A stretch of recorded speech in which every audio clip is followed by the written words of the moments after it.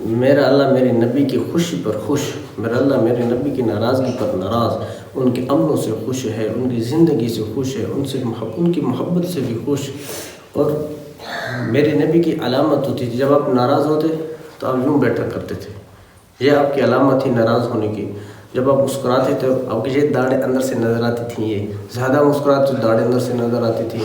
اظہر اللون، آپ کا رنگ چمکتا دمکتا ہوتا تھا، اور واسع الجبین، پیشانی کشادہ تھی۔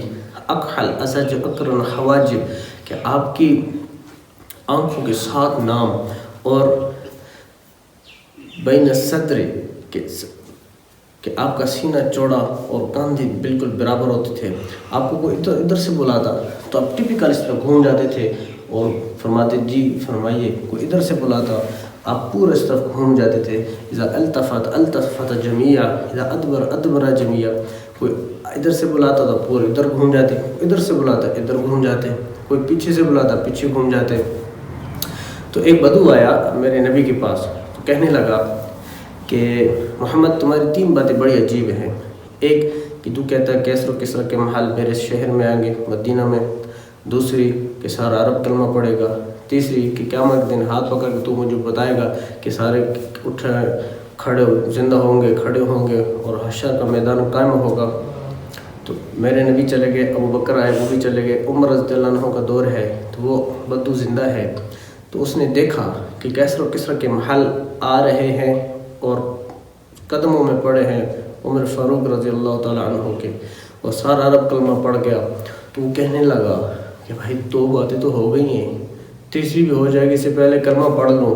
تو کلمہ پڑھ گیا، مسلمان ہو گیا۔ اور حضرت عمر رضی اللہ عنہ کے پاس جب بھی وہ آتا تھا مسجد نبی میں تو آپ اس طرح کھڑے ہو جاتے تھے اور اس کا استقبال کرتے اور اس کو بہت چیزیں دیتے اور اس کو خوش کرتے، اس کو غمگین نہ ہونے دیتے۔ تو صحابہ کہنے لگے اس کا اتنا استقبال امیر المومنین، یہ کیا وجہ ہے؟ تو آپ نے فرمایا کہ میں اس مجلس میں بیٹھا ہوتا ہے جس مجلس میں میرے نبی نے فرمایا کسرا کے محل فتح ہوں گے، کیسر کے محل فتح ہوں گے، اور سارا عرب کلمہ پڑے گا۔ یہ بات نہیں مانا، پھر اللہ کے نبی نے فرمایا کہ میں تمہیں قیامت کے دن بتاؤں گا کہ آج سارا محشر اٹھا ہوا ہے، حساب کتاب کا وقت ہے، تو جس کے ہاتھ میں میرے نبی کا ہاتھ آ جائے تو وہ اس کو جنت میں پہنچائے بغیر نہیں چھوڑیں گے۔ تو گزارش ہے کہ اپنی زندگیوں کو اپنے نبی کی زندگی کے ساتھ جوڑو، اپنے ہاتھوں کو ثقافتوں سے نکال کر، بلوچی، سندھی، پنجابی، یہ ان پشتو ان ثقافت سے نکل کر اپنے نبی کے ہاتھوں میں ہاتھ دے دو اور محمدی بنو، اور اپنی سیرت، اپنے نبی کی سیرت کو اپناؤ۔ کہ میرے اللہ نے فرمایا کہ میں نے اپنے نبی کی زندگی کو سب سے بہترین نمونہ بنایا ہے، اور سب سے بہترین نمونہ بنایا ہے۔ اس پر چل لیں گے کامیابی ہے، اس پر نہیں چلیں گے تو ناکامیاں ہیں۔ کیا ہے 60-70 سال کی زندگی ہے، تو یہ اللہ کو اس کے رسول کی اطاعت میں گزر جائے تو ہمارا کام بن جائے گا۔ تو یہ فرقہ بازی میں جانا، ادھر نعرے بازی ادھر نعرے بازی، ہر کہیں نعرے بازی ہیں، تو بھائیو یہ کام نہیں آنے والی۔ یہ چڑھتے سورج کی دنیا پجاری ہے، اس کے پیچھے مت بھاگو۔ جو منصب کے پیچھے بھاگتے ہیں وہ سب کچھ کھو دیتے ہیں۔ جیسے میرے اللہ نے فرمایا من کان یرید حرث الآخرہ، جو آخرت کی کھیتی کا طالب ہوتا ہے ہم اسے دنیا بھی دیتے ہیں آخرت بھی دیتے ہیں۔